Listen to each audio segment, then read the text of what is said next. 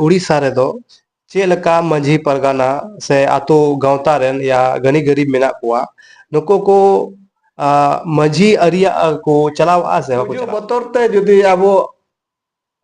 धर्म बन बदला एनखान तो आबो धर्म बदल करते हो बांचाबो बाबन सरना धर्म एमा लकाना हर बाकू ठिके से बाकू पंजायदा अनाते बंगाल पोनत रे नेला तो onte do निधन होय जनाम आयो दो रेगे होय जनाम आयो गे असुलाय मेनखान तो जदि जनाम आयो बन बदलया जनाम आयो आर मिटंग आयो बन अगुया अपना रे बन नेलो कना ते आले बिहार दिसम रे नोंका नेलोआ बोले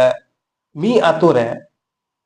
बाबार गोटे माझी हड़ाम बाबार गोटे नायकी बाबाय गोटे जग परानी बाबाय गोटे इमानते जो भी मोड़े हड़ मुतुरु तहन कना जतो को अलग अलग को तहन कना जोहर के सलाम को निया एनएच न्यूज तला सलाम को सगुन दाराम तेन दिन सटर कना उड़ीसा रायरमपुर आड़ी रेगे मिटा आतो हा हेना उलिहा आतो रेगे मिनैया नोडे गे मिटन गुखड़ी नाम करिया सामाजिक गुखड़िया आसे का खोन जो बोले निया पूरा निया अबो भारत जगत रे आसे का अडी अट फैलाव कना मा हड़ को बडाया आसे का चेक कना और मरंग रहे बन बुझेवा चेक कना आसे का चे चिकायदा जतो बुझेवा और मरंग रे गपाल मराव बन गरमराव बन मरंग रंग के निया एनएच नुई तला बे जोहार गे तो जो निया आसे का नसे चेक कना से निया अलिया ᱧᱩᱛᱩᱢ सूर्य हेम्ब्रम आदिवासी सावता से लक्चर सेमरो उड़ीसा रायरमपुर आसेका ओना आसेका अबिना कुकली ना आसेका चेतका आदिवासी सावता से चे लक्चर सेमरो उड़ीसा मेन दो गुरु गंके पंडित रघुनाथ मुर्मू तिकिन जहाना आदिवासी सावता से चे लक्चर सेमरो उड़ीसा आसेका मेनतेकिन बनाव लेआ ओना हुयु कना 1964 रे नोआ दो नोआ किन बनाव ले तहन कना अबो आदिवासी को खेरवाड़ को जेमन नोआ माध्यम ते जुमित आर नोआ माध्यम ते नापाय बुगी जुदा जेमन राय रीते मानते मान जतो सामटाव ते दोया मेते किन बनाव हटो आका ओना हुयु कना आसेका दो अबो खेरवाड़ को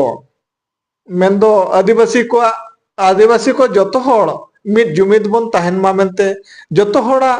बोंगा बुरु परंपरा मानते मान बापला बेहा छुत सिटियर जतो नापाय ते मिते मिद लेका हुयु मा मेनते किन बनाव टोले था अच्छा निया उड़ीसा रे अब आतु कोरेना अरी चली दो चेलका मेना तबना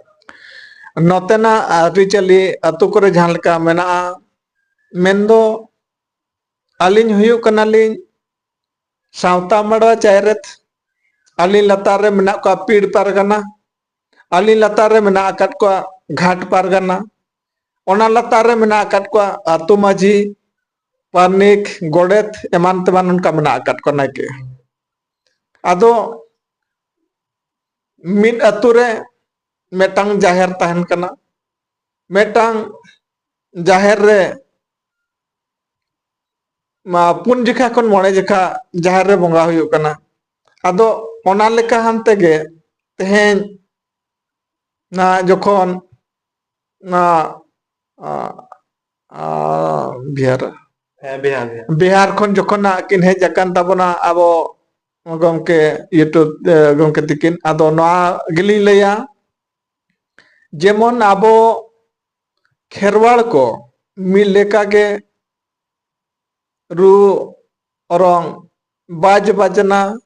होरो बांधे बोंगा बुरु आर एमान तेमान जनाम खोना गुजु धरे जेमन मिद लेका गे बोन कोराव हुयो चोयमा मेनते अली जतो होटेली निहर पेया आर नोआ लेकाना दु बांचाव लेनंग बोन आबा उपरुम बोन दोहे तबना आर आबो ओना को जुदी बोन आदा जे झार बोन मना बतावा मिते बाबन मना बतावा एनखान आबो हिरी पसिरवो तहना आदो नोआ गिलिन लेया जखन एटा जेत को हिंदू धर्म ख्रिस्टान धर्म बांखान देसाई धर्म को जहां लेकाना आको पारा पुनई को आको मिट्टी हरो बाता हरो बांधे को मिद लेका को कराया आबो हो अली नोआ मीडिया माध्यम ते जतो लिन निहर पे जेमन जतो होड़ आबुआ परंपरा लेकना दो जतो बन बांचाव दोहमा मेनते जतो लिन निहर पे आर ओना लेकन गे जतो बन माना बाताव मा आर नोआ बोंगा बुरु को जहां लेका नेडा गोंडा कैलेंडर एमान तेमान गावता को छापाया मेनखान दो आसेकार रना नेडा गोंडा बेतकुंद्री डहेरे जहां लेका मेना का ओना नेडा गोंडा अंते बोंगा बुरु बन चलुई मा आदो नोआ गिली लेया ना जतो होड़ मिदु मा जुमिदो मा आर मिल लेका के बन बोंगा बुरु मा मेनते ठीक है नोते बिहार यानी उड़ीसा रे दो चेलका मझी परगाना से आतो गांवता रेन या गनी गरीब मेना कुआ नुको को मझी अरिया को चलावा से बाको चलावा जतो को चलाया मिन दो नोआ गिली लेया मेटांगा तुरे मझी तहन कनाय नायके तहन कनाय जग मझी तहन कनाय गोडेत तहन कनाय पारनिक तहन कनाय मोड़े होड़ को तहन कना उनको एमान तेमाना अतु रना आबो समाज रना सावता रना जहां लेकना आरिचली मेना अकाता बना ओना लेकना आरिचली साब रकाब रे उनको मेना अकात को अच्छा ठीक है रिचे साब लगा मना आयमा लका नियो करे हो से आले बिहार दिसम रे होमी अतो रे आयमा लकान धर्म को पंजायदा कोई क्रिश्चियन धर्म पंजायदा कोई से धर्म चला पंजायदा कोई हिंदू कना कोई मुस्लिम कना उनका नेल ᱧᱟᱢᱚᱜ कना नोडे नोडे उड़ीसा रे चे लका मेना उड़ीसा रे नोआ लेकना ली लेया जहां को अब सारना धर्म खन को एसाई धर्म कना बढ़ती कतने एसाई धर्म कना को एसाई धर्म कना को चेत लगी नोआ ली लेया जे आबो धर्म रे तहे कते आबो सारना धर्म रे तहे कते आबो सारना धर्म रे जन्म कते मेन दो नोआ ली लेया जे रुआ रबा कना को आर बांखान तो लोग लॉज देखाव कते ना क्रिश्चियन धर्म को चला कना मेन खान तो नोआ ते ली लेया जदि रुआ रबांग बतौर ते क्रिश्चियन धर्म को चला कना आदो नोआ ली लेया चांदो बंगा आबो जदि आबो धर्म जदि मिड जिखा जनामे मकर बनाए आर दूसरे जिखा तो आज इदी रुड़ बनाए गुजु जहां धर्म रगे बतान गुजु आबोन आदो ओना गिलिंग मेना गुजु बतौर ते जदि आबो धर्म बन बदला एनखान दो आबो धर्म बदल कते बांचाबो बाबन तहन दाड़े ओनाते अली नोआ गिलिंग मेना जनाम आयो दो निधन रहोय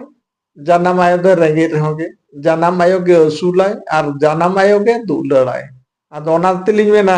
आबा धर्म सारना धर्म बाबन अड़िसा बाबन हिरखा आबा सारना धर्म के आबा जीव बांचावा आर भविष्यते मांग सेने अयुर बना नितो नोडे में मेने कना सारना धर्म आयमा लकाना हर बाको ठिके से बाको पंजायदा अनाते बंगाल पोनत रे नेला तो ओनते दो सरी धर्म को मेना ठीक गया अकोय दो को में आले हिंदू धर्म कना ले हिंदू हर कना ले अकोय में आले ईसाई कना ले अकोय मेना बौद्ध कना ले अकोय मेना जैन कना ले नियर चे लगा मा नजर चला कना चे लगा बरोड अली दो नगली लेया आबो तो जहाना सारी धर्म आर बांग बुद्ध धर्म बाखान एमान तेमान धर्म जहाना बन लेयो कना अली दो नवाली मेना गुरु गंके पंडित रघुनाथ मुर्मू किंतो गुरु कना किन ऑल गुरु मेनखान दो गुरु दो मिट जेखा मिटांगे किन हुई दलया का ओना मेनते नाली मेना आबो जे सारी धर्म जैन धर्म बौद्ध धर्म जहां के ना बन मेना मेन खान तो ओना बन मेनेट खान तो ना जे चार गुरु के सनाय बना गुरु सनाय पिया नालिंग मेना ओनाते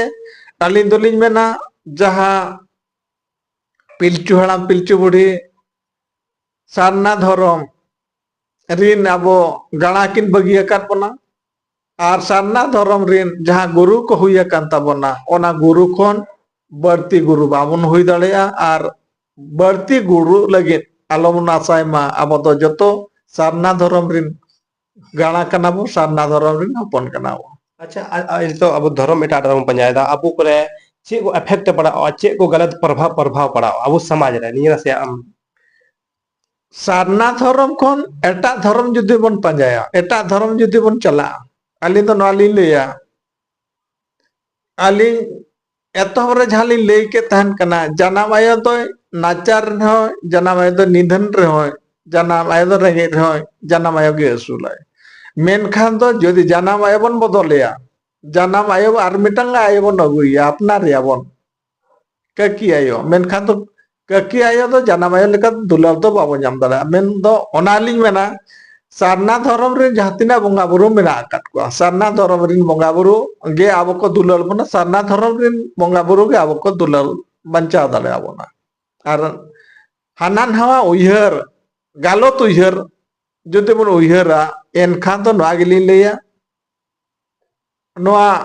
जहां दुलार बन नाम तहा दो जहां सेवा देवा बन नाम तहा दो ओना खन आबो सहार बन तहना आर ओनकान लेकान दुख विपद के आबो बन जुरुआ बोले अबे ना कहना कना जो बोले जो एटा धर्म पंजायदा ओना अब आतु गावता हो बड़ी दड़िया कना से बा बरिया चे लकाते बड़ीजोआ एटा चे लकाते बड़ीजोआ आबो सारना धर्म रिन नवाली लेया सारना धर्म रिन बंगा बुरु जहां मेना आकात को ताबोना उनको जुदी बंगा बुरु सेवा देवा बाको न्यामा आबो ओड़ा बन बनाव केया ओड़ा खना मिट कोण से दो ओड़ा रेना भीतर बन दोया भीतर बन दोह लेखान तो ओंडे हापड़ाम को ओंडे सेवा देवा बंगा बुरु बन एमा को हांडी बन चढ़ा मेन खान तो ओना जिनिस जुदी बांग हुयुगो एन खान तो ओना नालिंग मेन के तो आबोरिन बंगा बुरु आबोरिन हापड़ाम को जहां को मेना को ताहेन उनको बंगा बुरु को आबो को साहा बगिया बना एन खान आबो जहां बन उयहर रे ताहेन कना एटा धर्म हिंदू धर्म बंगा बुरु सेवा दबा मंदिर ते चला आबोन आबो ओना उनको मंदिर बंगा सेवा देवा कते आबा जीव बचाव दो अड़ी कष्ट गया अड़ी हुड़ गया अड़ी बड़ी गया और ओना से तो आलोबन लहा मा आबो आबा धर्म रे तहन मा आबोरिन बंगा बुरु रे सेवा देवा बन तहन मा आबोरिन हापड़ाम को गे भीतर रे हांडी बिन फुड़ु बन चढ़ोरा को मामेते एनखान आबो नापाय सिंह बन तहन दाड़ेया है तो नेलो कना ते आले बिहार दिसम रे नोंका नेलोआ बोले मी आतो रे बाबार गोटे मजी हड़ाम बाबार गोटे नायकी बाबाय गोटे जग परानी बाबाय गोटे इमानते जो भी मोड़े हड़ तुरु बन तहन कना जतो को अलग अलग को तहन कना नी कते ची इफेक्ट पड़ा कना अली तो नागली ले किया जे मिन अतु रे बड़ी गया गलत गया मेनखान तो मिटिज अतु रे एतो हम जखन अतु दिसम तेंगेनेना अतु दिसम तेंगेन कते अतु को बनाव किया ओंडे अब हड़ को बसायना डेरा बसायना को एनखान तो ओना अतु रे